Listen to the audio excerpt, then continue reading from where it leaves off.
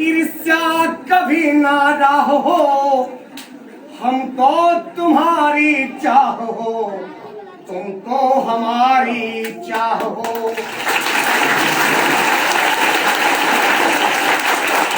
आज इस मां सरस्वती मां के मंदिर में आप सभी उपस्थित विद्वज्जनों को प्रणाम करते हुए अपने बच्चों को शुभाशीष देना चाहूंगा कि वह सतपथ पे चलते हुए निरंतर अपने लक्ष्य की प्राप्ति करें, क्षेत्र के साथ, जिले के साथ, प्रदेश के साथ, देश का नाम रोशन करें और ऐसा कार्य करें कि आपके माता पिता, बंधु बांधव, शिक्षक सभी को गौरव की अनुभूति हो कि ये बच्चा हमसे जुड़ा हुआ है। और आशीर्वाद भी दूंगा कि आपके जीवन में सुख शांति समृद्धि की अमृत वर्षा ऊपर वाले सदा करते रहें। आज सौभाग्यशाली हूं कि बहुत दिनों बाद इस मां सरस्वती के प्रांगण में, इस मंदिर में, ऐसे मंदिर में जहां जाति, मजहब, संप्रदाय का कोई मोल नहीं रह जाता, जहां केवल सारे ईश्वर के बंदे हैं, ऐसा मंदिर को बारंबार मैं प्रणाम करना चाहूंगा। बड़ा सौभाग्य महसूस करता हूं कि वर्षों पहले, लगभग 2 दशक पहले, जब मेरे भाई शंभू सर यादव जो लोक गायन की रुचि रख करके एक बार मेरे पास आते हैं और कहते हैं मैं चाहता हूं कि अपनी जो योग्यता है, अपनी लोक संस्कृति है, अपनी लोक गायन की कला टी सीरीज कैसेट के माध्यम से बिखरूं और इनकी आवाज की जादू आम जनमानस तक जाए। तो बुलाऊं, एक बताऊं, ये छोटा सा संस्मरण। हम लोग गायन के लिए आजमगढ़ तक यात्रा किए और रास्ते में आते हैं तो बस बिगड़ जाता है, फोन का कोई सहारा नहीं रहता और हम लोग 20 किलोमीटर पैदल आकर के पहुंचते हैं अपने गृह क्षेत्र में।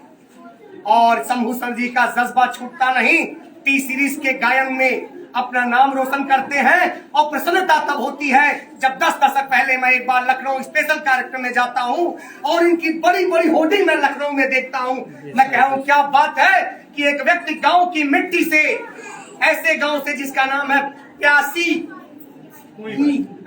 माने जो हमेशा प्यासा रहा और संजोग से कुआं बगल में, तो ये भी प्यासे रहे लेकिन उन्होंने कुआं से पानी निकाला, इन्होंने ज्ञान से अभिसिंचित किया स्वयं को, इन्होंने भोजपुरी लोक गायन को लखनऊ जैसे शहर में जाकर के प्रस्तुत करके अपना सम्मान बढ़ाया और हमारे क्षेत्र का भी गौरव बढ़ाने का कार्य किया। उसके बाद देखने का अवसर मिला, एक बार रास्ते में मैं निकल रहा था, बच्चों को बोलने दीजिए जितना चाहिए बोलने दीजिए। 2008 में तटबंध यात्रा में मैं साइकिल यात्रा 2000 किलोमीटर की मैं निकला। उस दौरान मुलाकात हुई भाई समूह से और आज यह विद्यालय आइडियल इंटरमीडिएट कॉलेज हो चुका है। जस्य नामम तस्य गुणः गुणानि गुणः, जैसा नाम तैसा गुण।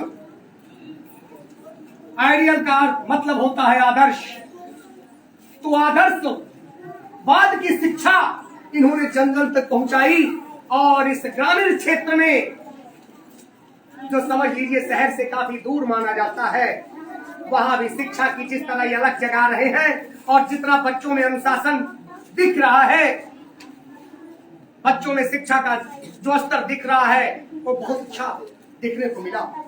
बहुत सारे विद्यालयों में जाने का अवसर प्राप्त होता रहता है, लेकिन आज इस ग्रामीणांचल में आकर के इन अध्यापकों के बीच, क्योंकि जब बच्चे विकास करते हैं तब उसके पीछे श्रेय कुशल प्रबंधन, कुशल प्रशासन और कुशल शिक्षण का होता है। और मैं प्रशासन के लिए, प्रबंधन के लिए, शिक्षकों के लिए जोरदार तालियों से आप सभी का इस प्रकार शंभू सर जी के नेतृत्व में यह विद्यालय पुष्पित और पल्लवित हो रहा है। आने वाले दिन में ये डिग्री कॉलेज के रूप में पुष्पित और पल्लवित हो। हजारों लोग लाइव देख रहे होंगे। मैं चाहूंगा कि शंभू सर जी, चूंकि पत्रकारिता के क्षेत्र जुड़े हुए हैं, भोजपुरी न्यूज टाइम्स लोकप्रिय चैनल बन चुका है इनका, आज स्थानीय शासन प्रशासन और विधायक तक इनको जानते हैं। वो विद्यालय से मुखारबिंद से होकर के उनसे कहें, और हमारी जरूरत जहां भी पड़ती है विद्यालय के विकास के लिए, हम शहर हमेशा खड़े रहेंगे। और विद्यालय का प्रचार पोस्टर नहीं करता, बैनर नहीं करता, विद्यालय का प्रचार फोन नहीं करता, अध्यापक नहीं करते, शिक्षक नहीं करते। विद्यालय का प्रचार हमारे बच्चे जो ब्रांड एम्बेसडर है वो स्वयं करेंगे। ये बच्चे जब कहलाएंगे, नौनिहाल जाएंगे, तो आज इस हाल में सैकड़ों हैं, केवल एक को लेके बच्चे आएंगे तो हम 10 डबल होंगे, हमारे पास जगह कम पड़ जाएगी। इन बच्चों को ही बहुत बहुत शुभाशीष। और मैं आता हूं मंच पे, चूंकि सराहना सारे एक से एक दिग्गज हैं, बच्चे भी कम नहीं। बच्चे तो भगवान के रूप होते हैं, उनका तो बारंबार प्रणाम होना चाहिए। हमारे बीच में बैठे हुए हिंदुस्तान अखबार के वरिष्ठ पत्रकार, रंगकर्मी, समाजसेवी, गोरखपुर जन स्पेस क्लब के लाइफ टाइम मेंबर भाई अनिल यादव जी, जो निरंतर हमें सहयोग प्रदान करते रहते हैं। मीडिया के माध्यम से दशकों का व्यवहार संबंध है, बरकरार है। साथ ही साथ हमारे बीच में समाजसेवी, प्रजा स्मृति संस्थान के प्रबंधक पत्रकार भाई ट्विंकल त्रिपाठी साहब हैं, मैं उनका भी स्वागत करना चाहूंगा। साथ ही साथ भाई मनोज यादव जी, जो प्रबंधक सभा के अध्यक्ष हैं, आपका भी बहुत बहुत स्वागत। बड़े अच्छे शब्दों में आपने सराहा कार्यक्रम को। और आप जानते हैं इस धरती का सबसे कठिन काम क्या होता है शंभू जी? जानते हैं क्या होता है? किसी की प्रशंसा करना। इस धरती का सबसे कठिन काम किसी की प्रशंसा करना, और उससे भी कठिन काम क्या होता है? प्रशंसा को सुन लेना। तुलसीदास ने कहा है कि जब काहू के सुने बड़ाई, जब काहू के सुने बड़ाई, मानव मन में जुड़ी आई। तो आप सभी प्रशंसा कर रहे हैं और सुन रहे हैं, सभी लोग श्रद्धा के पात्र हैं। आप सभी के प्रति बहुत बहुत आभार व्यक्त करना चाहूंगा। हमारे बीच एक ऐसा भी नाम जिससे मैं पुत्र कहूं, अपना भाई कहूं, मित्र कहूं या शिष्य कहूं, ये चारों नहीं कहूंगा, क्योंकि ये सारे से आगे बढ़ चुके हैं। चंदा आंदोलन के प्रमुख प्रहरी, आज जिस रास्ते हम लोग चल रहे हैं, इनका बड़ा सहयोग रहा। इसके लिए वर्षों से खंडारत रहे, तब जाकर के आज हम चंदा पुल का आनंद ले पाए हैं। समाजसेवी संदेश त्रिपाठी आपका भी बड़े ही मनोहारी तरीके से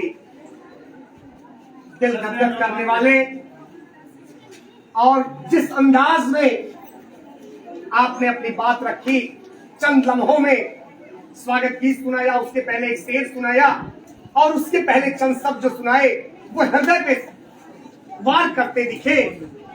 भाई पवन शुक्ला जी, बहुत बहुत आपका स्वागत। आदरणीय शुक्ला जी, जितेंद्र सिंह साहब, और हमारे बहुत पुराने मित्र कहूं, परिचित कहूं, सहकर्मी कहूं, कि कई साल हमारे साथ शिक्षा के क्षेत्र में जुड़े रहे हैं।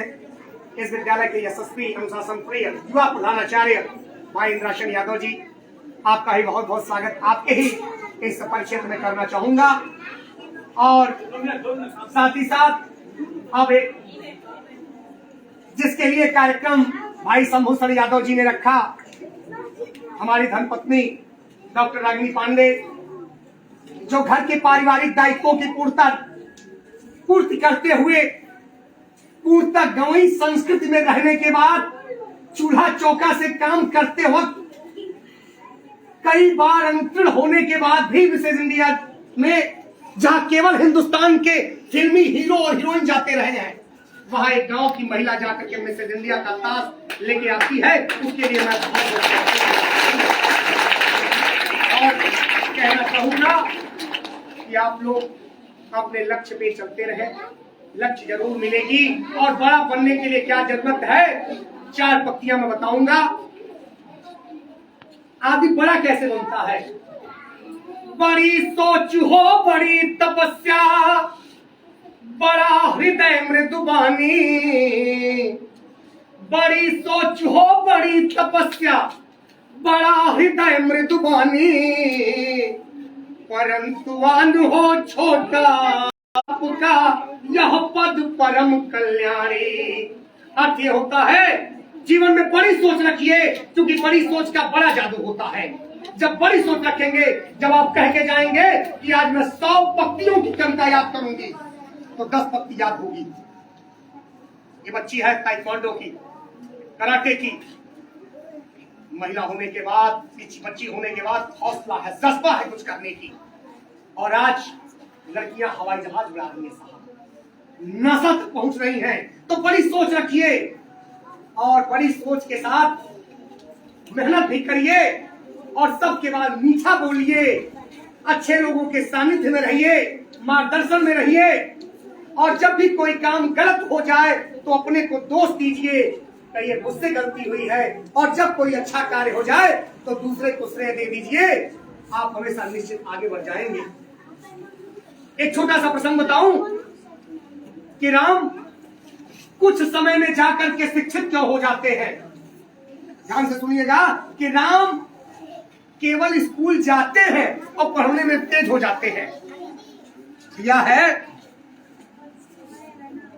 कि राम अल्पकाल में अल्प गुरु गृह गयं पढ़न रघुराई, अल्पकाल विद्या तब पाई। क्या करना भाई साहब, अल्पकाल में हम 10 साल पढ़ते हैं, 12 साल पढ़ते हैं, नहीं आते हैं, और भगवान राम पहुंचते हैं, ज्ञानी हो जाते हैं। तो जानते हैं क्यों? सुन लीजिए, उनके अंदर जो 4 गुण था, याद कर लीजिए आप लोग। पहला गुण था प्रातः काल उठ के रघुनाथा, मातु पिता गुरु ना वही माथा। तब जाकर के गुरु गृह गए, पढ़न रघुराई।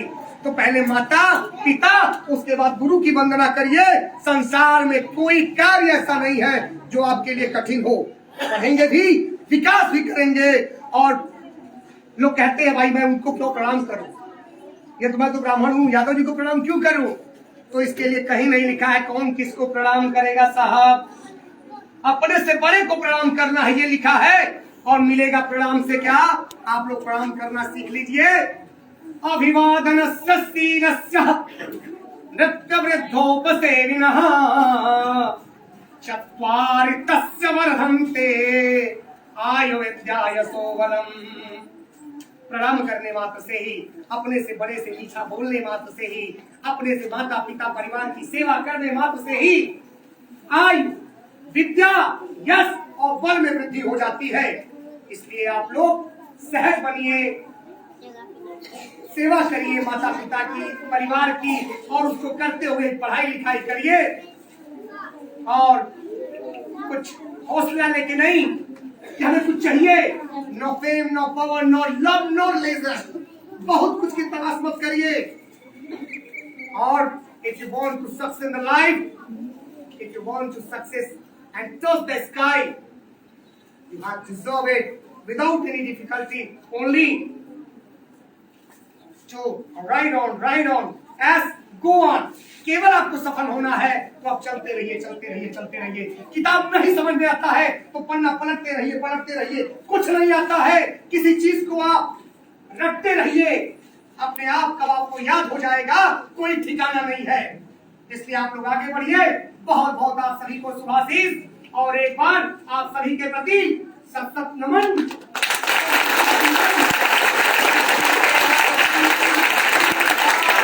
जय